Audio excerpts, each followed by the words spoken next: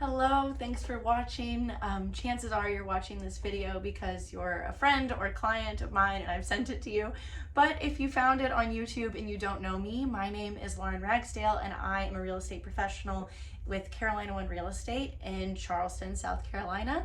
I've been in this business for 7 years this summer, and this video is to give 5 points that I think you, the consumer, should know about this NAR lawsuit and the headlines that you're seeing on the news, the information that might be coming out. Some of it is a little misleading, but I'm here to give you just an honest explanation of what it is and what it means. So the 5 points I want to make about it are: one, that it is unlikely to lower home prices. That's a big clickbait that we're seeing out there in articles, and that's unlikely for a basic economic principle. So we're going to chat about that. Number two is, what is buyer's agency? That's what this lawsuit is about. So let's just identify what that is, what it means, and how it should have been explained. And number three, what sellers should know about this. So talk about buyers, here's what sellers should know. And then number four, who does this hurt? And number five, who can it help? So if you listen all the way to the end, thank you. If this doesn't really strike your interest, that's fine, but I'm getting a lot of questions about the NAR lawsuit, so I wanted to put something together to kind of answer some of those questions. So, number one, it is unlikely to lower home prices. I completely understand, and believe it or not, even as a real estate agent in this market, I would love to see home prices, homes just become more affordable. We saw rates in the aftermath of 2020, we saw rates be cut in half in a matter of months, sub 3% interest rates. That caused that, along with the huge migration out of cities and into other cities when people could work from home and escape higher taxes, that brought a lot of movement to the market and a huge increase in home values. Nationwide averages over the last 3 decades, you see appreciation around 4% year over year. In the Charleston market, we saw numbers like 16%, 22% appreciation year over year in 1 year. That's outrageous. So inflation gets completely out of control, and what does the Federal Reserve do? They have to get it under control, so they force it to slow down by doubling those interest rates in a matter of months. So we get back up to the 6.5%, 7%. We were touching even higher than that for a while. So they increase rates. We see mortgage companies start to freak out a little and increase rates, and that has caused the issue with affordability in homes that we're seeing now.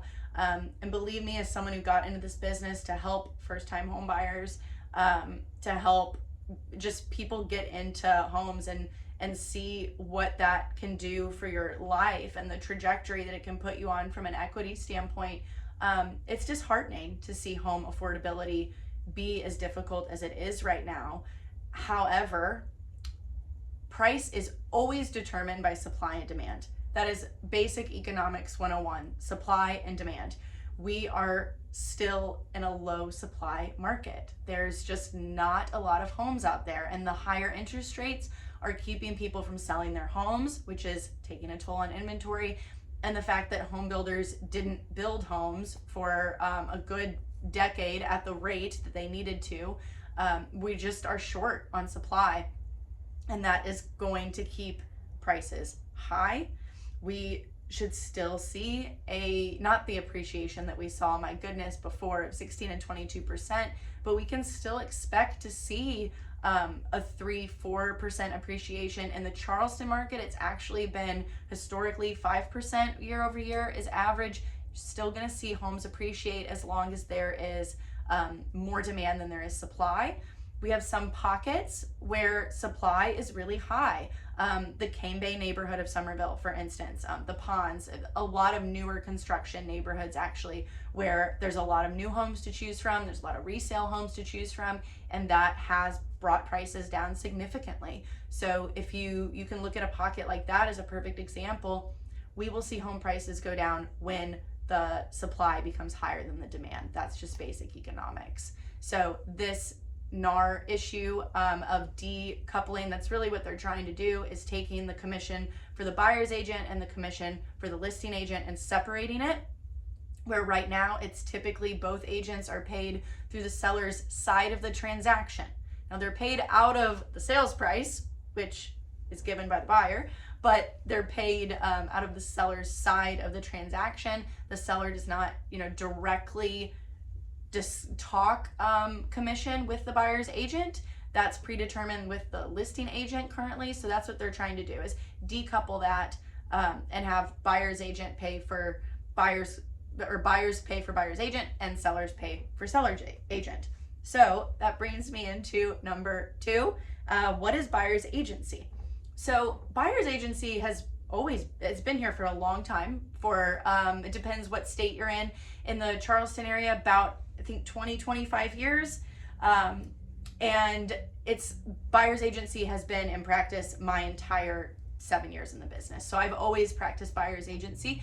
If you're a past client of mine, you may remember me saying something along the lines of this, but that conversation goes something like this. So I can work as a buyer's agent, meaning that I represent you, Mr. and Mrs. Buyer, and your best interest. I do not represent the seller. Once you sign this contract and officially hire me to be your realtor, I am going to work to make sure that you're finding the house that you want for the price that you can afford with the best terms for you. I'm going to get you from point A to point B. We're going to go through my process. Here's my buyer process, and get you where you need to be in the time frame that you want to be in it. My fee for doing this is X%. The majority of the time, I can get this fee paid out of your transaction through the purchase price by the seller. And, but if for some reason I can't get that fee paid by the seller, then you are responsible for paying it. If there's a house that we're going to that does not offer a commission, I will make that known to you before we go into that house, and you can decide how to best move forward. That's how that conversation goes. So that has not changed. That's how the conversation should have always been going. The buyer is always been responsible for paying the buyer's agent fee. It's just typically we've been able to get it out of the transaction. I've only had twice in the 7 years I've been doing this where the buyer has come out of pocket to pay for it, and it can be offset by the seller paying some closing costs for the buyer. So that's always been the case though. And so buyer's agency isn't going away. It's going to work exactly how it's always been. But realtors are going to have to do a better job of explaining that to their buyers.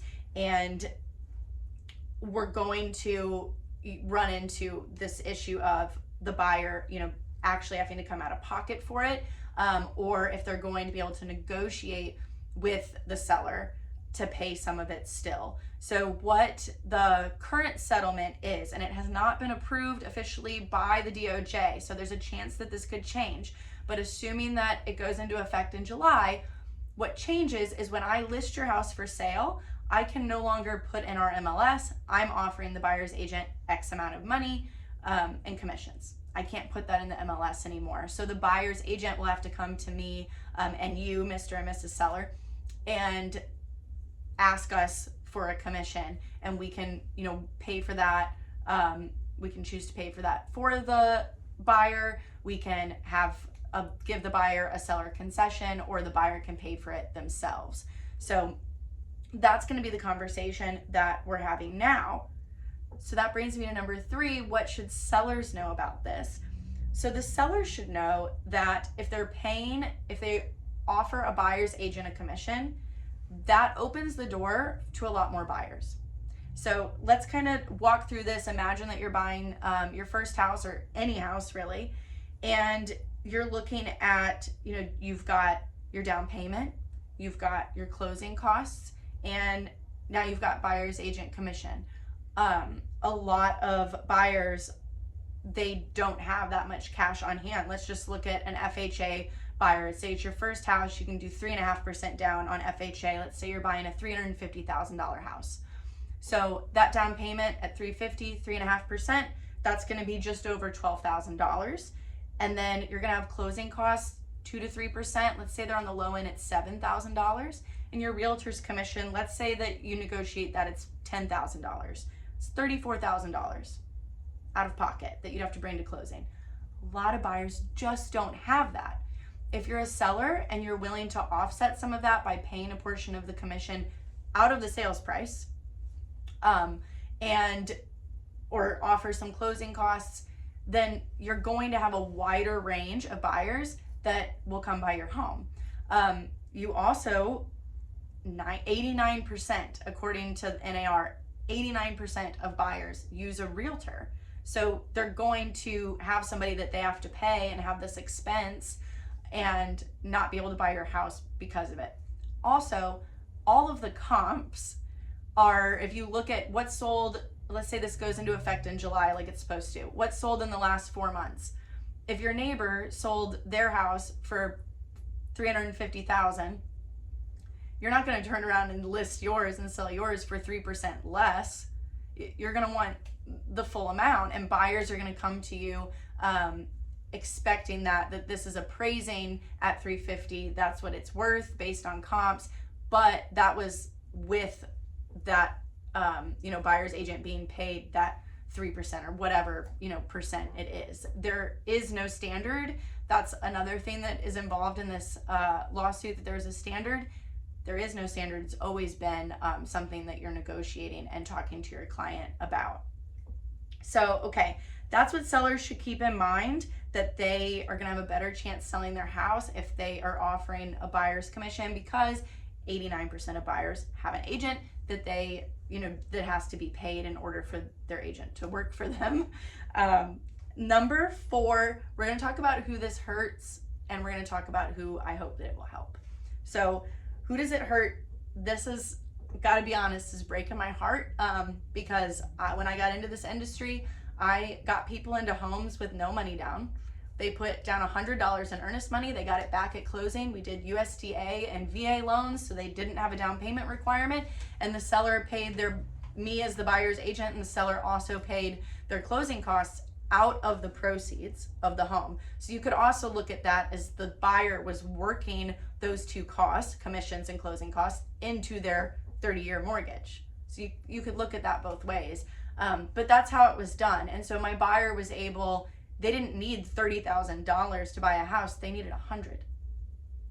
And that made the average first-time home buyer in the United States is 32, and my average first-time buyer was 22.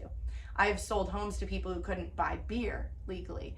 And that's something I was really proud of. I helped a lot of people get out of difficult situations. A lot of those families that I helped, if you're watching this, maybe you're even one of them, in 5, 6, 7 years ago when I started, that have sold their homes, are making good money and are good return and are building their dream homes. People that, if they hadn't have bought that house, they'd be struggling to pay a much higher rent payment now. I mean, back in my hometown, you could rent something for $500-$600 a month, and now you're looking at $1,200-$1,500 a month for the same thing. They would be struggling to make ends meet, and instead they're selling a house that I sold them 4, 5, 6 years ago and buying or building their dream home on land.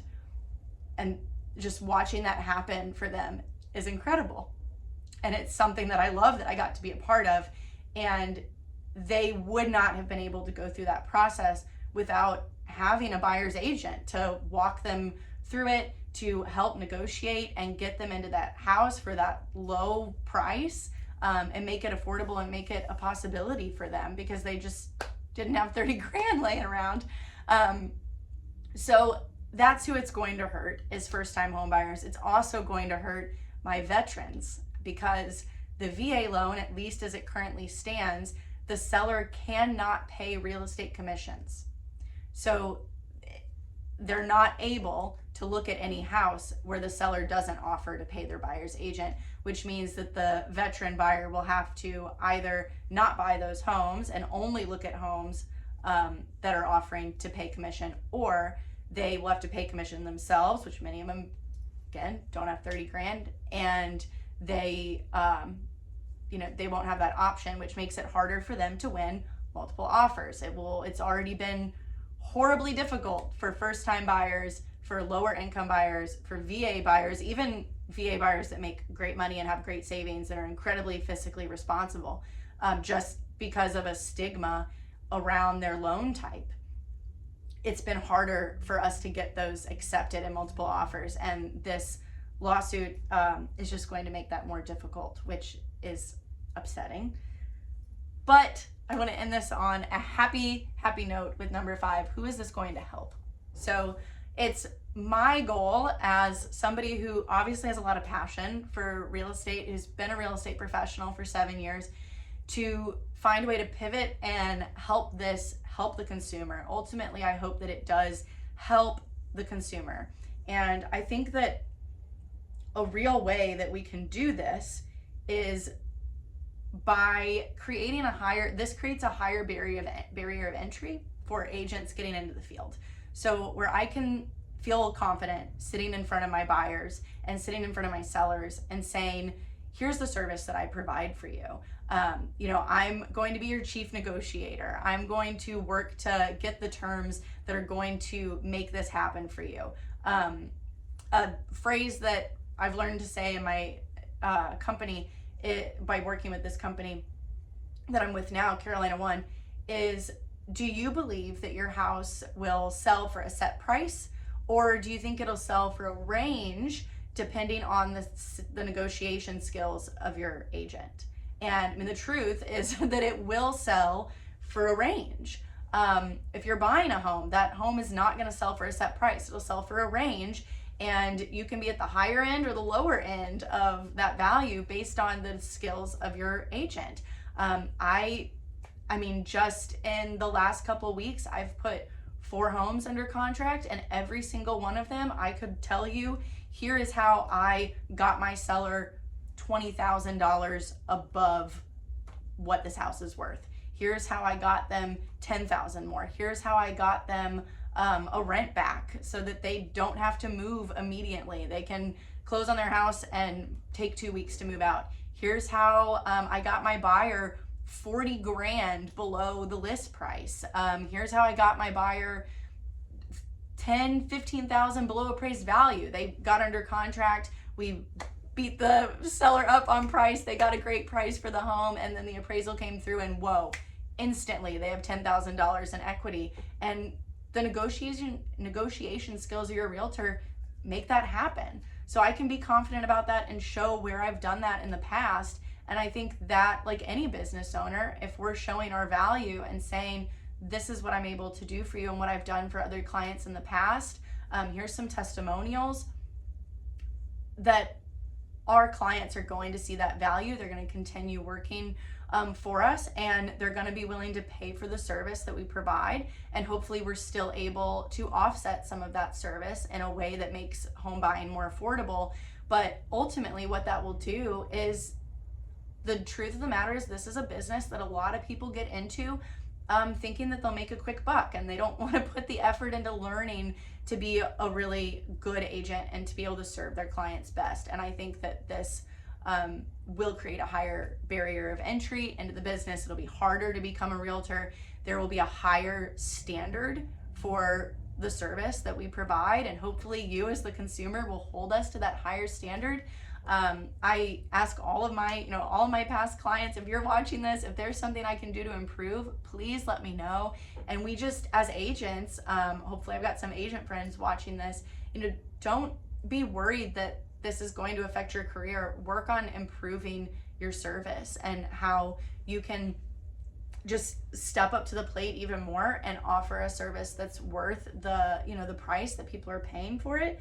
And we will make home buying an even better experience and home selling an even better experience for our clients. So I know that's what I've been focusing on. I've got a couple of things in the pipeline now that I think are just streamlining the process, continuing to improve it for my clients. So if you've made it all the way to the end of this 20-minute video, I hope that it was educational and helpful. It's definitely a longer one that I've done, but I think that if this is something you're interested in, it's been an important conversation. So thank you all so much for watching. Again, I'm Lauren Ragsdale with Carolina One Real Estate. I am in the Charleston market serving Berkeley, Dorchester, Charleston, and Colleton counties. So if you are interested in buying or selling, of course, please reach out. But if you just have questions about the NAR lawsuit, if you have questions about what to do now, what the next couple months look like in real estate, feel free to send me a message, put something in the comments, etc. Thanks again. Bye.